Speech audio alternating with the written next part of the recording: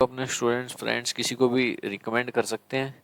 ठीक है बच्चों, अब जिस भी बच्चों को किसी भी क्वेश्चन में डाउट रहता था, this video course is going to help them. देखिए फर्स्ट क्वेश्चन क्या है, वीडियो को पॉज करके एक बार खुद सोल्व करने का ट्राई कीजिए, then you can see my solution. तब आप देख सकते हैं सॉल्यूशन मैंने क्या करवाया। कोई ट्रिक लगाते हैं। इसे कह रहे हैं growing up in Bengaluru. Bengaluru आपको पता है एक आईटी सेक्टर की हब है ये पूरा। कह रहे हैं मैं जैसे ग्रो अप हुआ हूँ बेंगलुरु में, बड़ा हुआ हूँ। आई हैव वॉच, मैंने देखा है सिटी को ग्रो करते हुए। I have watch the city grow and dash it seems welcoming, स्वागत, as its own, all the dash population in search of jobs and pleasant dash. कैसी पॉपुलेशन यहाँ आती है जॉब्स की सर्च में, और प्लीजेंट का मतलब होता है बहुत अच्छा। प्लीजेंट टूरिज्म है यहाँ पे, डेस्टिनेशन है, मतलब ये एक डेस्टिनेशन है, अंत है यहाँ पे। डेस्टिनेशन का मतलब आपका फ्यूचर, डेस्टिनेशन यही है मेरा डेस्टिनेशन गोल। प्लीजेंट फूड या प्लीजेंट वेदर, अच्छा वेदर हो सकता है। और पॉपुलेशन माइग्रेंट हो सकती है। ठीक है, सिटी ग्रो एंड, ये जो कोनोटेशन है जैसे हिंदी में कोनोटेशन होती है राधा कृष्ण, ऐसे ही grow and dash it seems. Flex का मतलब होता है बेंड करना, फ्लेक्स एट इट सीम्स। ठीक है, अगर आप फ्लेक्स का मतलब बेंड कर देना, ग्रो कर रही है, फ्लेक्स एट इट सीम्स। अगर आपको ये नहीं भी पता ना, स्वागत कर रही है लोगों का, ठीक है, बैंड होके, तो भी आप इतना लिख सकते हो कि पॉपुलेशन माइग्रेशन वाली है, माइग्रेंट पॉपुलेशन है, इधर से उधर लोग जा रहे हैं अलग अलग स्टेट से जॉब्स की सर्च में और प्लीजेंट वेदर की सर्च में, कह सकते हो in search of jobs and pleasant weather, अच्छा वहां पे क्लाइमेट भी है, तो ये जाएगा। The young global leaders community is and dash. कह रहे हैं यंग ग्लोबल लीडर्स, जवान ग्लोबल लीडर्स की कोई कम्युनिटी है, ग्रुप है इनका। इज एन, एन लगा हुआ है तो वोवल आएगा, कोई सारे ही वोवल है। Is and dash for a dynamic community of exceptional people. कह रहे हैं इज एंड डैश है डायनेमिक कम्युनिटी। डायनेमिक का मतलब होता है मूव, जो एक्साइटेड हो, एनर्जी हो जिसमें। एक्सेप्शनल पीपल हैं जिनका विजन है, करेज है, influence to drive positive change in the world, और जो मतलब देश पूरे वर्ल्ड में चेंज लाना चाहते हैं। ठीक है, तो young global leader community is and dash for a dynamic community. Is a dash for a, is and dash, is and dash. Impediment का मतलब रुकावट, इनपुट, एफर्ट, इम्पेडिमेंट रुकावट, एक्सेलरेटर कह सकते हो। इज एन एक्सेलरेटर, तो कह रहे हैं यंग ग्लोबल लीडर की कम्युनिटी एक एक्सेलरेटर का काम करती है। एक्सेलरेटर मतलब speed, for a dynamic community, कोई डायनेमिक कम्युनिटी के लिए एक्सेलरेटर का काम करती है। एक्सेलरेटर का मतलब सिंपल आप कह सकते हो जो आपको ग्रो करने में मदद करे, स्पीड बढ़ जाए जिससे। Constructive thinking should be developed through dash reading. Constructive thinking आपने बढ़ानी है ना, कंस्ट्रक्टिव अच्छी सोच, तो आपको डैश रीडिंग करनी पड़ेगी। रीडिंग की विशेषता बतानी है। नैरो रीडिंग, ब्रीफ मतलब थोड़ा सा ब्रीफ में बता दो जो आज क्या क्या हुआ था थोड़ा सा। या एक्सटेंसिव, एक्सटेंसिव का मतलब होता है एक्सटेंड, जिसमें बहुत चीजें आ जाएं, included many things, including many things. तो एक्सटेंसिव रीडिंग करनी पड़ेगी, बहुत ज्यादा रीडिंग करनी होगी, ब्रॉड रीडिंग करनी पड़ेगी।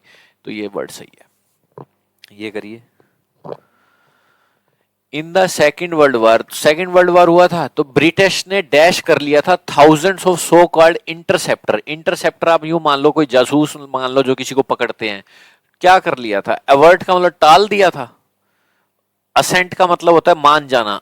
डिसेंट का मतलब मत मानना। एग्री कर लिया था। अडेयर का मतलब ही किसी रूल को फॉलो करना, और इसके आगे टू लगती है, ये आ ही नहीं सकता। Adhere to, follow the rules. तो असेंबल्ड का मतलब होता है इकट्ठा करना, तो इन्होंने इकट्ठे कर लिए थे, कह सकते हो। सो कॉल्ड इंटरसेप्टर, ज्यादातर उसमें वुमेन थी जिनकी जॉब थी was to tune in every day and night. Tune in का मतलब है रेडियो पे कुछ सुनना। To the radio dash of the various division of German military. कई डिवीजन है जो जर्मन मिलिट्री की, उनके बारे में रेडियो ब्रॉडकास्ट होते हैं। रेडियो के साथ ब्रॉडकास्ट कोनोटेशन है, बिल्कुल एग्जैक्ट है, यही है। इकट्ठी कर ली थी इन्होंने ब्रिटिश वालों ने, जिनकी जॉब ये थी रेडियो वगैरह पे सुनना कुछ मिलिट्री क्या कर रही है क्या नहीं, ब्रॉडकास्ट करना उनका। ठीक है, जर्मन मिलिट्री के बारे में। Next, a major dash of modern times is that.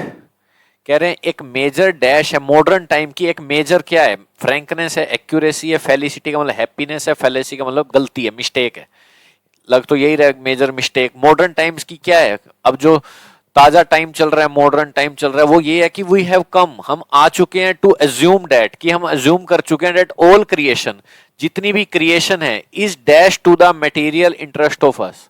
जितनी भी क्रिएशन है, जो भगवान की नेचुरल चीजें हैं, is dash to all the material interest of us, subservient, superior to superior के साथ भी टू लगता है, सुपीरियर है।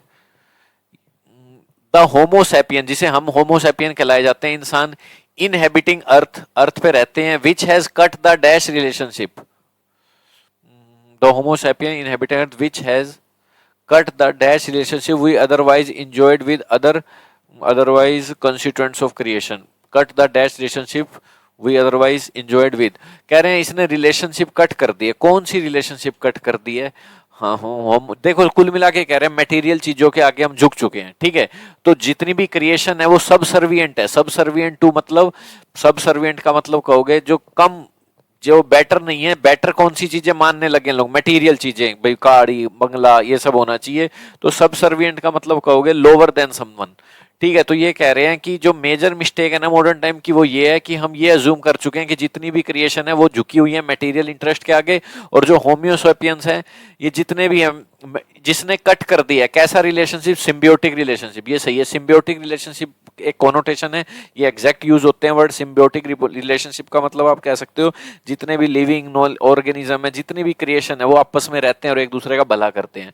तो ये खत्म हो चुकी है जिसके हम एंजॉय कर सकते थे और भी क्रिएशन को, पर ये खत्म हो चुके हैं क्योंकि मटेरियल इंटरेस्ट के आगे हम सब सर्विएंट हो गए, हार मतलब ज्यादा बेटर मानने लग गए मटेरियल चीजों को। फैलेसी का मतलब मिस्टेक, फैलेसी एज्यूम, तो फैलेसी से पता लग रहा है कि गलती है कोई, क्योंकि हम एज्यूम कर चुके हैं, एज्यूम कर चुके हैं इसका मतलब मेजर गलती है, मान चुके हैं। तो यही कुछ वर्ड आना चाहिए कोनोटेशन से। We have already said that inconsistency is not a matter of dash education or lack of logical dash. We have already, हम पहले ही कह चुके हैं कि इनकंसिस्टेंसी, इनकंसिस्टेंसी का, कंसिस्टेंसी का मतलब लगातार कुछ करते रहना, consistent. Inconsistency is not a matter of dash, कह रहे हैं जो इनकंसिस्टेंसी आ जाती है ना लोगों में, ये इस मैटर ही नहीं है डैश एजुकेशन का, एडजेक्टिव भरना है एजुकेशन के, ना ही और lack of logical dash. Indefinite education, institutional education, inadequate education, inadvertent education, not clear. Inadvertently का मतलब कह सकते हो आप बिना सोचे समझे, कुछ ऐसा वर्ड मीनिंग होता है इसका। इनएडिक्वेट, तो कह रहे हैं जो आप इनकंसिस्टेंसी हो रही है ना, ये मैटर ही नहीं है कि आपके पास एजुकेशन की कमी है। इनएडिक्वेट का मतलब होता है काफी पर्याप्त नहीं है कोई चीज, एडिक्वेट का मतलब इनफ पर्याप्त है। तो आपके पास एजुकेशन की कमी है इस कारण आप इनकंसिस्टेंट हो, ऐसा तो कुछ है नहीं। इनकंसिस्टेंट तो आदमी किसी भी वक्त होता है कि लगातार काम नहीं करता, उसका मन नहीं करता, तो ऐसा नहीं है कि आप एजुकेशन की तरफ से इनएडिक्वेट हो और लैक ऑफ लॉजिकल रिगर, ठीक है। और ना आप बिल्कुल सही है, ना ही इस चीज का ये मैटर है कि आप में लॉजिकल रिगर नहीं है, रिगर सोचने वगैरह की थिंकिंग नहीं है आपके पास, तो ठीक है। इनकंसिस्टेंसी अगर हो रही है तो कोई और ही रीजन है, इसका मतलब ये नहीं है कि आपके पास एजुकेशन पर्याप्त नहीं है, तो ये वर्ड जाएंगे, ठीक है। ये नेक्स्ट देखो क्या है, द ऐप गेट्स, एक ऐप है कोई, गेट्स लैरी पेरेंट्स इन्वॉल्व, इसने गेट समवन इन्वॉल्व, गेट जैसे मैंने कहा गेट माई मोबाइल रिपेयर्ड, अपना मोबाइल ठीक करवा लो, तो इस ऐप ने लैरी के पेरेंट्स को इन्वॉल्व करवा दिया इन द लर्निंग में एंड इम्प्रूवमेंट प्रोसेस में, सेंडिंग देम, और उनको भेज दिया, सेंडिंग देम एडवाइस, और एडवाइस भी भेज दी, भेजते हुए, ठीक है। In the learning and improvement and sending them advice, advice भेजते हुए उनको अबाउट, किस चीज की एडवाइस, लैरी के बिहेवियर और प्रोग्रेस की, ठीक है। एंड रिकमेंडिंग, और रिकमेंड भी किया कि मोटिवेशनल डैश दे might undertake, motivational dash, motivational intermission, motivation interpolation, motivational intervention. Intervention का मतलब होता है किसी के बीच में दखल देना, इंटरवेंशन की मैं मोटिवेशन दूंगा तुम्हारे बीच में आगे, ये कुछ हो सकता है। इंटरप्शन तो सही नहीं है वर्ड, तो कह रहे हैं और उन्हें रिकमेंड किया कि मोटिवेशनल इंटरवेंशन करे। दे माइट अंडरटेक, अंडरटेक का मतलब होता है किसी भी काम को लेना, तो they might undertake debt are dash to Larry situation, they might undertake, वो क्या ले सकते हैं अपने, अंडरटेक, माइट का मतलब सकना फ्यूचर में, कि वो क्या काम ले सकते हैं, that are dash to Larry situation, that are disrupted to Larry situation, that are targeted to Larry situation. हाँ, लैरी की कोई सिचुएशन होगी उसके लिए टारगेट, सिचुएशन के अकॉर्डिंग टारगेट बना सकते हैं।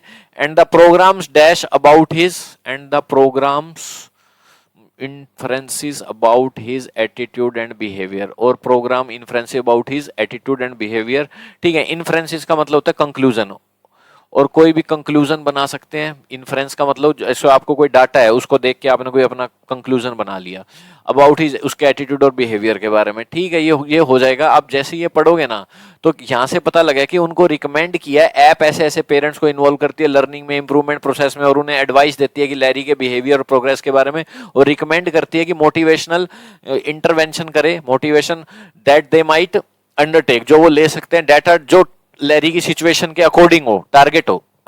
तो यही है डायरेक्टेड क्या हो, लैरी की जो सिचुएशन है उसके अकॉर्डिंग मोटिवेशन दो, उसी टारगेट बनाओ उसी चीज। Next,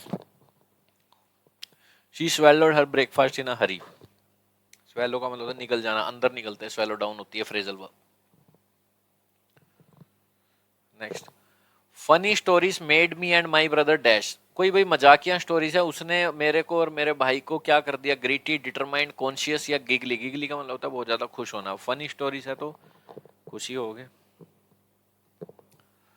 the world is constantly living in risk, uncertainty and fear of dash. ये जो संसार है कॉन्स्टेंटली रिस्क में रह रहा है, अनसर्टेनिटी में रह रहा है, और फियर ऑफ डैश, किस चीज का डर है, जिंदगी का, बॉडी का, नेचर का, डेथ का। डेथ एक नेगेटिव वर्ड है ना, ठीक है।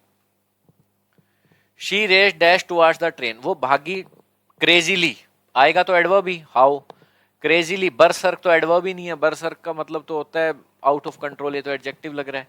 हेक्टिकली, बड़ा हेक्टिक हो रहा है, मतलब काम ज्यादा बर्डन है।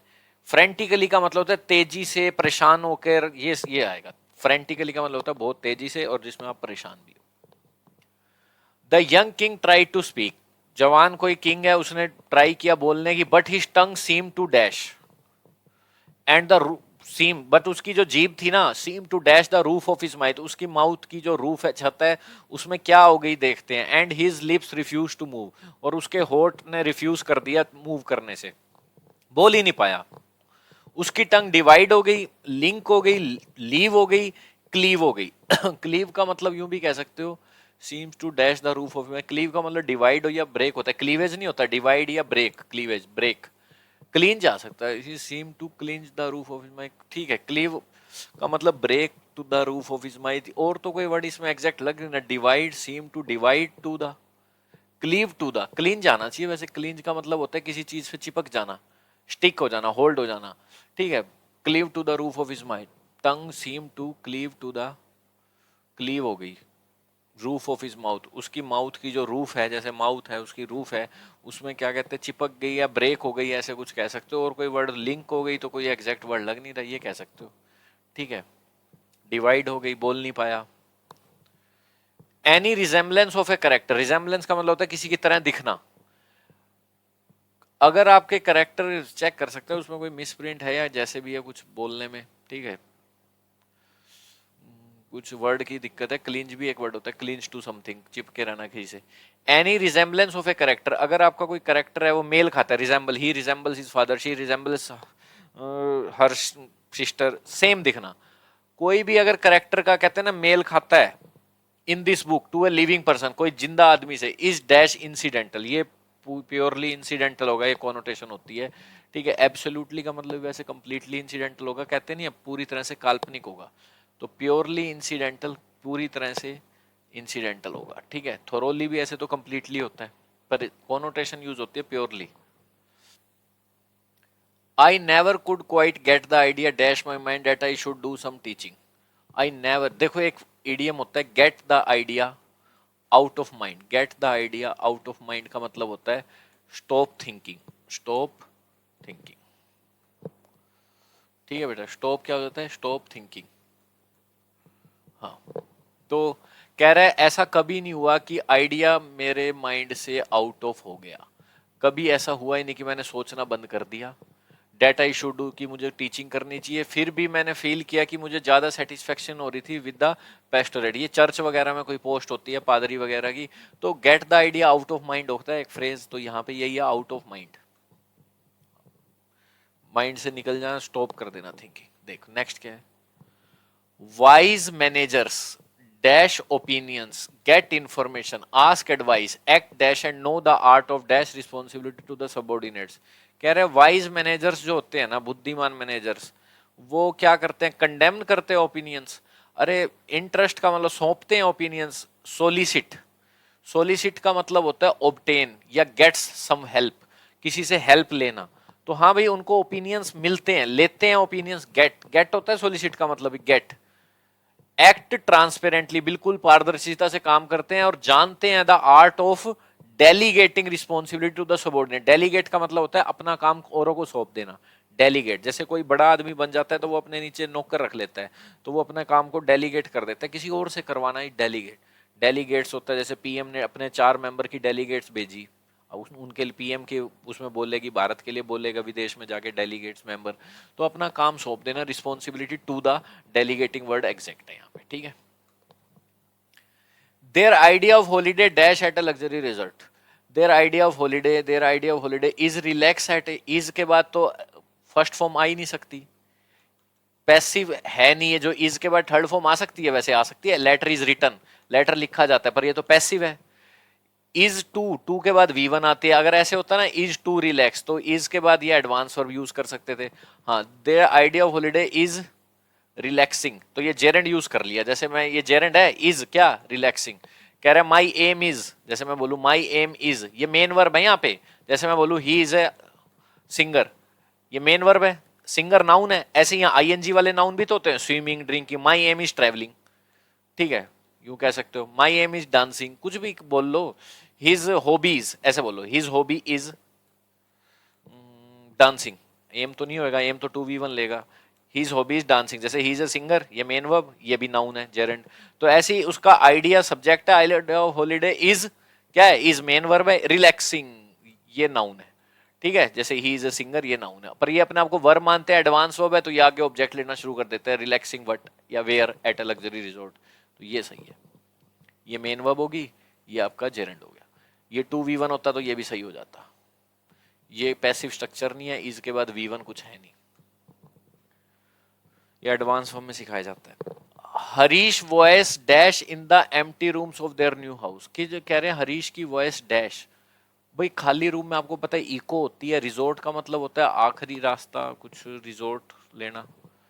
रिलैप्स में रिवर्ट का मतलब भी कुछ जवाब देना, रीसाउंड कह सकते हो, रीसाउंड, बार बार उसकी रिपीट हो। All the guest were shocked at his dash laughter, सारे गेस्ट शोक थे एट हिज डैश लाफ्टर, कैसा लाफ्टर, अनरिजोल्ड, अनरिमार्क, अनरिकॉग्नाइज, जिसे पहचाना, अनरिस्ट्रेन। रिस्ट्रेन का मतलब होता है किसी पे कंट्रोल हो, रिस्ट्रेन लिमिट, अनरिस्ट्रेन कंट्रोल ही नहीं है, आउट ऑफ कंट्रोल। इतना हंस रहा था, उसे कंट्रोल ही नहीं था अपनी हंसी पे। The teacher kept stopping her online lesson dash to check if her students were following it, तो अपने लेसन को ऑनलाइन को स्टॉप करती रहती थी चेक करने के लिए कि उसके फॉलो कर रहे हैं। इनडिफरेंटली, इम्पार्शली, पार्शल का यहाँ कोई जजिंग थोड़ा करे जो पार्शलिटी करेगा। अनरिस्पॉन्स या इन ओकेजनली, ओकेजनली कह सकते हो। ओकेजनली का मतलब होता है बेटा कभी कभार, कभी कभार बीच में, अरे बच्चे पढ़ रहे हैं क्या, ओकेजनली का मतलब मैं ओकेजनली वहां जाता हूँ, कभी कभार, सेल्डम। ये करिए।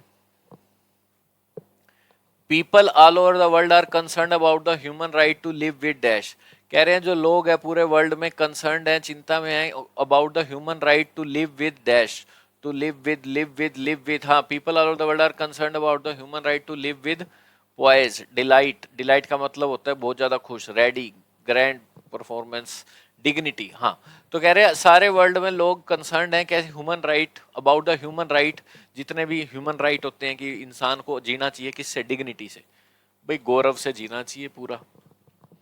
लिव विद डिग्निटी होता है phrase, live with grandeur, delight, happiness नहीं, डिग्निटी मतलब कम से कम उसकी गौरव तो हो, गरिमा तो हो, बनी रहे, बिल्कुल वो बेइज्जती तो नहीं हो रही उसकी संसार में, ऐसे। तो ये ह्यूमन राइट्स होने चाहिए, लोग इसी के कंसर्न है, जितने भी बड़े बड़े लोग हैं। कह रहे new Vande Bharat trains will have some additional dash such as emergency window for evacuation, evacuation का मतलब बाहर निकलने के लिए इमरजेंसी विंडो, डिजास्टर लाइट्स भी हैं, डिजास्टर आ जाए तो लाइट्स कुछ ऐसे होता, कोई तूफान वगैरह आ गया इसलिए।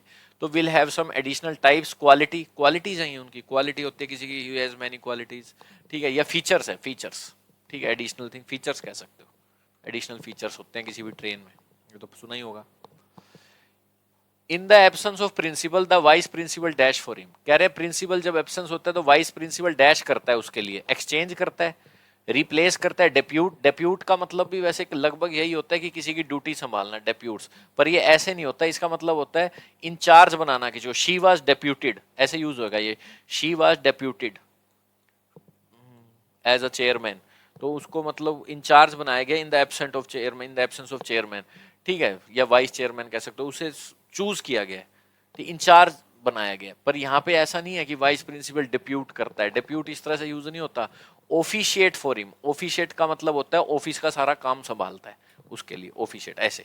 अगर सेंटेंस में कुछ ऐसे होता कि वाइस प्रिंसिपल वाज डेप्यूटेड, ठीक है, in the absence of principal, तब कुछ कह देते हैं डेप्यूटेड का मतलब इंचार्ज बनाना किसी को, पर यहाँ इंचार्ज बनाना की सेंस नहीं आ रही, काम संभालने की सेंस आ रही है, officiate for him. The worker dash against the new labour law, new labour law आ गए, वर्कर्स ने उनके खिलाफ, साफ बात है क्या कर दिया होगा, प्रोटेस्ट कर दिया होगा। डिसेंटेड अगेंस्ट इस तरह से यूज ही नहीं होता कि डिसएग्री है, डिसेंट का मतलब डिसएग्री। इम्प्लीकेट का मतलब होता है किसी पे दोष लगा देना, implicate.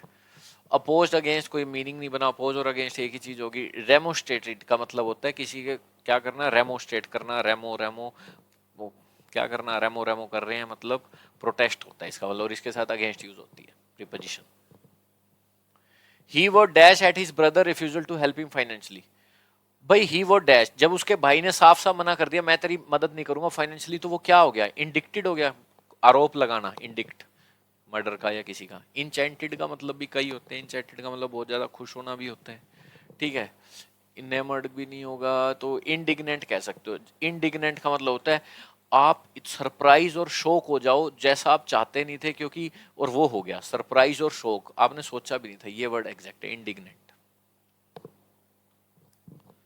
Have you dash with the difficulties you might have to face, have you dash with the difficulties you might have to face, जो आपको डिफिकल्टी फेस करनी पड़ेगी, क्या आपने वो कैलकुलेट कर ली है। कंसीडर विद, कंसीडर के साथ विद नहीं आती, कंसीडर के बाद सीधा ऑब्जेक्ट आता है कंसीडर।